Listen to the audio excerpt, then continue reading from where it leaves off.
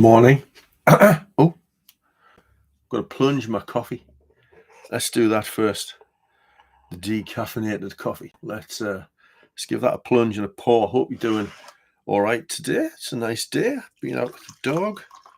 Done my Duolingo. Done my Wordle. Had a bit read, and it was reading something that sparked my interest to go back to something that we've talked about many times before.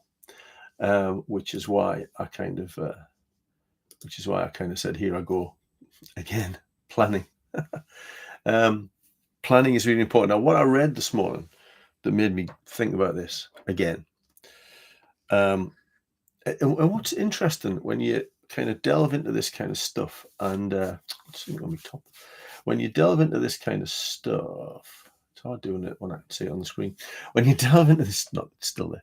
When you delve into this kind of stuff, or lots of stuff, you find the same themes coming through everywhere. It's like a while back, I was reading some new stuff on productivity, and I was reading some other stuff on a range of things, and I kept thinking, or counselling. I was reading stuff on counselling because I'm doing the course, and I kept thinking, it doesn't matter what I read. It all goes back to Stoic philosophy, which I thought was really interesting. It all goes back to those ancient ideas, that ancient wisdom. So I think that's important for us to remember. That while we're living in a modern society, and I'll actually come to that, while we're living in a modern society, in a modern world, the kind of things that trouble us have been troubling humanity for a long time. Just obviously things are different now than they were in ancient Greece or Rome, where lots of these great thinkers came from. So it's a bit different now out there, but it's still the human condition is largely the same. It's quite interesting. What I read this morning in a book called Vulture Capitalism, so not really about productivity, but about capitalism, and not really about the sort of planning I'm going to talk about, but it resonated with the planning thing. And Grace Berkeley, I think it is, or Blakely. The comment that she made was, planning involves the intentional design of a system. I'm going to slurp my coffee and just let that sink in. Planning involves the intentional design of a system. And one of the things that I often reference is, I think it's James Clear who says this, that we don't rise to the level of our goals, we fall to the level of our systems. And our systems in this modern world, I think the reason we go wrong a lot is because we don't plan enough. And it's a modern world problem, because I think we're slowly losing the ability to plan ahead in any kind of significant way, because everything is instant, everything is available instantly. We can, we want to watch something on TV, we can just instantly access. I mean, it's probably all crap, but we can instantly access as much as we want. We need something from the shops, and there's lots of shops open kind of around the clock. We want something delivered to us, and Amazon can deliver it the next day. The things I often talk about are booking a holiday or your car insurance. We don't have to do it in advance. We don't have to think about it. We can just wait till the last minute and then do it at the last minute. And that's fine sometimes. It's less fine when something doesn't go quite right, and we find our car uninsured, or we can't get the holiday we were hoping for, or the flights are all booked, or whatever. If we plan ahead, then we stand more chance of getting things right, or everything falling into place. We stand more chance of it. It's not necessarily going to make everything perfect, but we stand more chance of it. And one of the things I've used in the past, I never took a drink of my coffee. Did you say that? I do that all the time. I'm often in class when I'm lecturing. I'm often picking my coffee cup up to go and have a drink, and then I start talking, and then I forget to have a drink of my coffee. Anyway, I often use the analogy of watching a juggler. When I was thinking about productivity and stuff and planning, I remember watching this guy juggle, and I thought it's really interesting because we spend a lot of time juggling our lives, don't we? Trying to keep all of our metaphoric balls in the air, or chainsaws, if you're that sort of juggler. Um, and it's worth watching a juggler juggling, um, because it kind of makes you analyze what they're doing. And the key component, and this is one of the things we've got to figure out, what's the key component of what we do. The key component of juggling is catching, isn't it? Catching and throwing. They have to catch things, they have to throw things. But when you watch what they're doing, um, other than a kind of cursory glance at the catching hands, they're watching the balls in the air. They're focused intently on the balls, not on the hands. The hands are kind of just doing the work quite naturally. And what's happening is they're watching the balls go through the air, and they're planning or predicting, planning, whatever, based on where the balls currently are, where they're going to go next, and what's going to happen, and where they need to be in order to kind of catch them. And one of the things is with the juggling, they because they've caught and predicted and catched and predicted so much, the doing becomes relatively automatic. They don't have to look at their hands and become immersed in their hands that much. What they're doing is watching the balls or chainsaws. So they're focused on the planning of the next catch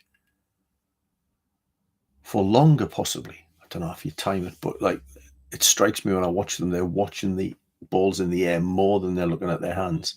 So they're focused on the planning, because if they get the planning right, then the catching of the balls and the throwing of the balls happens automatically, because they've developed a routine for what to do. And that's what planning's all about. Planning is about kind of developing routines so that when we get to do the work happens automatically. We immerse ourselves in the moment. We get into those deep work tunnels, and we get into that state of flow that we've talked about before. That falling away of everything around us, so that we're kind of just focused on the task at hand. We don't have to worry about all the other things, because we've juggled all our balls and we've sorted them all out. And now we're going to get on with the task of throwing this one ball that is currently in our hands. So we're taking the juggling metaphor and expanding it across whole days, slowing that whole process down. I've got this ball in my hand now.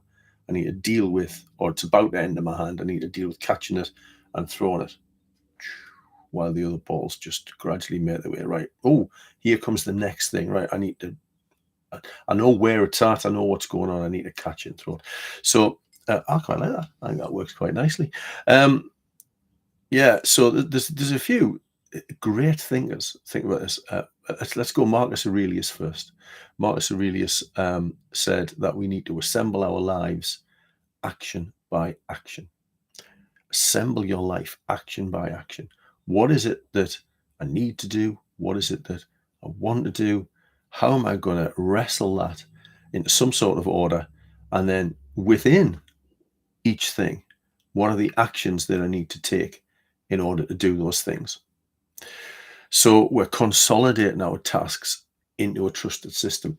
The juggling analogy, actually, I've just thought of this. The juggling analogy works for David Allen's concept of open loops, and he says if we don't get everything into what he calls a trusted system, if we don't get all our tasks assembled action by action into a trusted system, they sit in our heads like open loops, going round and round, like the balls are going round and round.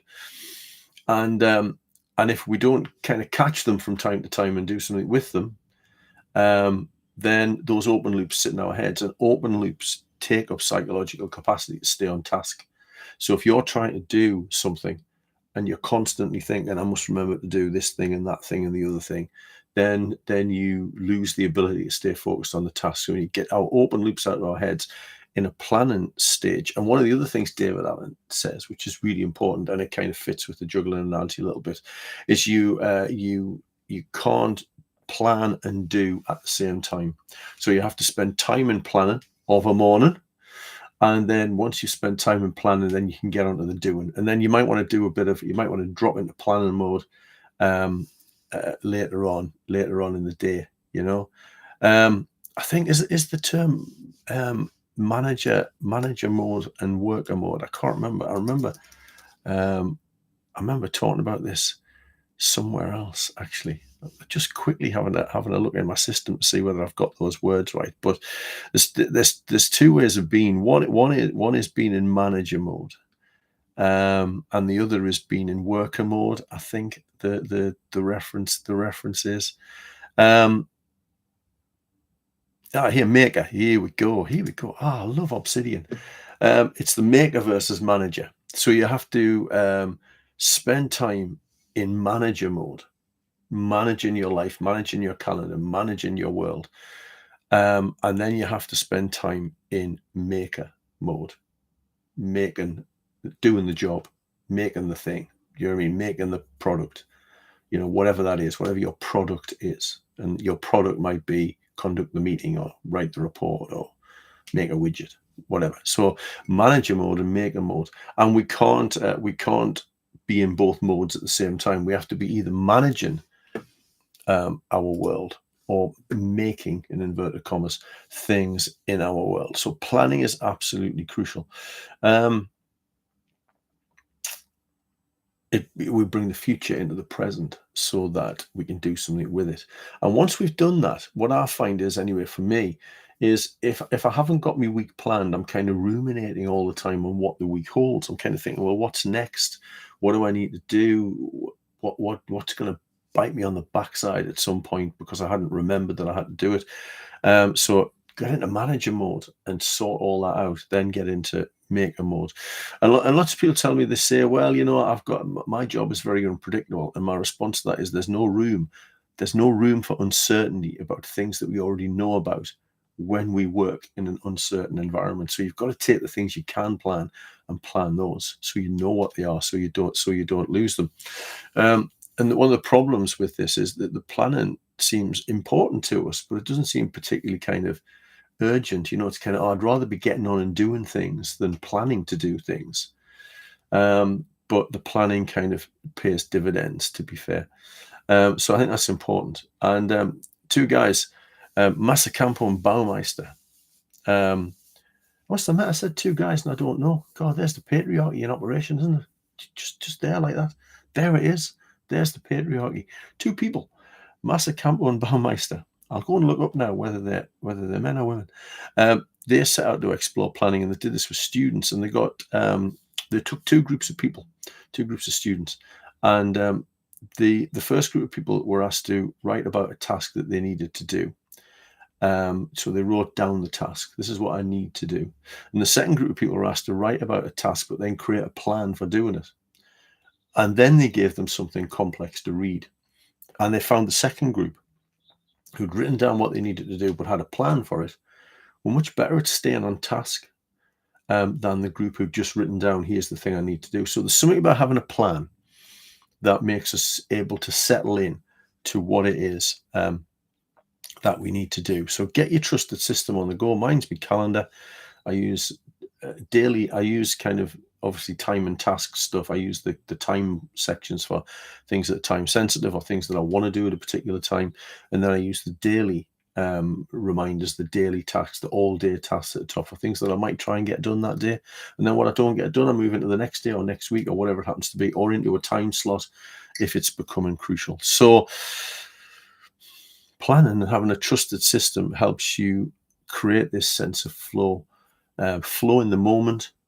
Everything's in control, so you're in the moment. You can create a state of flow. If you've got a plan, you will flow easily between tasks. You won't sit there having done one thing thinking, well, what do I do next? You'll know. And it just helps you flow through the day much easier. And final word from Stephen Covey, who said the main thing is to keep the main thing the main thing. And I've said that before. You've got to know what your priority is. You've got to know what your priority is for right now. What's the thing that's most important to do right now? That comes out of planning. So there you go. Crack on, plan, and then do. See you next time.